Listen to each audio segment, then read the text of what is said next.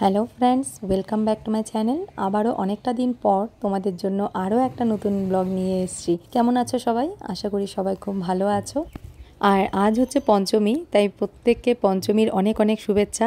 প্রত্যেকের পূজা খুব ভালো কাটুক, সবাই খুব আনন্দ করে পুজো কাটাও, ভালো থাকো, সবাই সুস্থ থাকো আর পরিবারের সকলকে নিয়ে ভীষণভাবে আনন্দ করে পুজো কাটাও। সকাল সকাল স্নান করেই ছাদে এসেছিলাম ফুল তুলতে। এসে দেখি প্রত্যেকটা গাছে ফুল ফুটেছে, কিন্তু না, এই শেফালি গাছটার মধ্যে একটা শেফালি ফুলও ধরেনি। মনটা এত খারাপ হয়ে গেল। এই দুর্গাপুজোর সময় যদি শেফালি গাছে শেফালি ফুল না ফোটে একদম ভালো লাগে না। তো যাই হোক, শেফালি ফুল ছাড়াই আজকে পঞ্চমীর দিন আমি পুজো দিয়েছি। আর আজ যেহেতু 27 তারিখ শনিবার পঞ্চমী, আজকে আমরা রাত্রের ট্রেনে আমরা ঘুরতে যাচ্ছি। আমরা যাচ্ছি গোয়া ঘুরতে। তো প্রথমে যাব নাসিক, তারপর ওখান থেকে গোয়া, তারপর গোয়ার থেকে বোম্বে।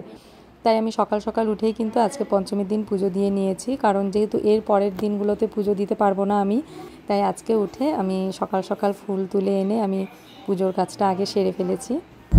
আর পুজো দিয়ে আমি তাড়াতাড়ি করে রান্নাঘরেও চলে এসেছি, কারণ রান্নাবান্নাও তাড়াতাড়ি শেষ করতে হবে। আর রান্নাতে যদিও আমি বেশি কিছু ঝামেলা করিনি, আমি সোজাসুজি চিকেন করেছিলাম, পাবদা মাছের ঝোল আর পটল ভাজা করেছি।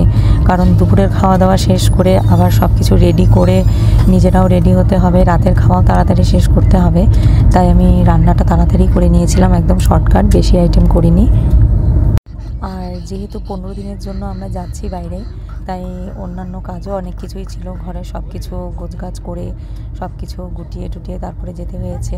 এদিকে ফ্রিজটাও আমি পুরো পরিষ্কার করে ফেলেছি, খালি করে। যেহেতু অনেকটা দিন ফ্রিজ খালি থাকবে, বন্ধ থাকবে, তাই আমি কিছুই রাখিনি ফ্রিজে, সব বের করে খালি করে ধুয়ে ফেলেছিলাম, একদম মুছে পরিষ্কার করে রেখেছি। মোটামুটি সব কাজ শেষ করে খাওয়া দাওয়া কমপ্লিট করে এই দেখো আমাদের ফ্রেন্ডসরাও চলে এসেছে। ওরা মিতালিরা সবাই একসাথে যাব। আমরা টোটাল 9 জন যাচ্ছি, সবার ছেলে মেয়েরা মিলে। আর এখানে দেখো সবাই এখন খাওয়া দাওয়া করে রেস্ট নিচ্ছে, প্রায় সন্ধ্যা হয়ে এসছে। দেখো বাইরের দিকটাও কি সুন্দর লাগছে, হালকা হালকা বৃষ্টিও হয়েছিল কিন্তু, জানো তো। তো বাইরের ওয়েদারটাও খুব সুন্দর হয়ে আছে, আকাশটা দেখো। তো আমি কিন্তু তাড়াতাড়ি করে চলে গেছিলাম সন্ধ্যাবাতি দেওয়ার জন্য, যেহেতু সন্ধ্যা হয়ে গেছে। আর ফাইনালি আমাদের যাওয়ার টাইম হয়ে গেছে দেখো। আর মাঝখানে সব ভিডিওগুলো আর করতে পারলাম না, কারণ অনেকটা তাড়াহুড়ো কাজের মধ্যে ছিলাম, রেডি হতে হয়েছে, খাওয়া দাওয়া করতে হয়েছে। তো এখানে আমাদের লাগেজও সব বের করে নেওয়া হয়েছে। আর বের হওয়ার সময় আমি আমার বরকে আগেই বলেছিলাম যে আমি কিন্তু মা দুর্গার মুখ দর্শন না করে যাব না, তাই আমরা আগেই একটা প্যান্ডেলে চলে গেছিলাম মা দুর্গাকে দর্শন করতে।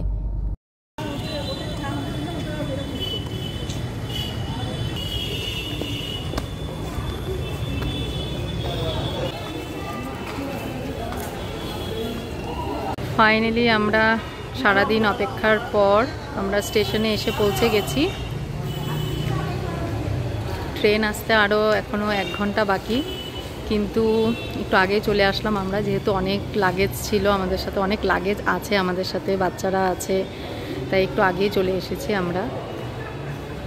ফাইনালি আমাদের লাগেজও চলে এসছে, দেখো কত লাগেজ, বাহ। জলের আরো আরেকটা বান্ডিল নিয়ে আসতাম, লাগে যাবে আজকের দিন।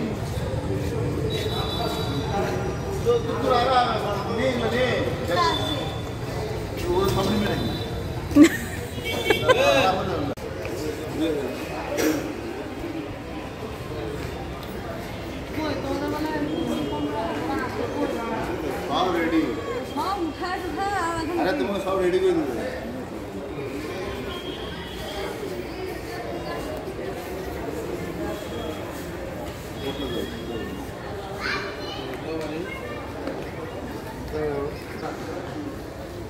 এরপর স্টেশনে আমাদের বরের ফ্রেন্ডসরাও এসেছিলো, রূপম দ্বারা, ওরা আমাদের জন্য আইসক্রিম, স্প্রাইট অনেক কিছুই এনেছে। আমরা কিন্তু দুর্গাপূজায় সবাই একসাথেই ঘুরতে যাই, কিন্তু এবার যাই হোক রূপমদা যাচ্ছে না, ভালো লাগছে না, সত্যি খুব মিস করব আমরা। ফাইনালি 1 ঘন্টা অপেক্ষা করার পর ট্রেন আমাদের চলে এসেছে। আর লাগেজ যেহেতু অনেক আছে, এখন তাড়াহুড়ো করে উঠতে হবে ট্রেনে। যদিও আমার বরের ফ্রেন্ডসরা সবাই আছে, ওরা হেল্প করবে আমাদেরকে লাগেজ ওঠাতে। তো এর পরের ব্লগে তোমাদের সাথে শেয়ার করব আমাদের পরের দিনের ট্রেনের পুরো সারাটা দিন কিভাবে কাটলো। আজকের ব্লগটা এখানেই শেষ করছি। সবাই ভালো থেকো, সুস্থ থেকো।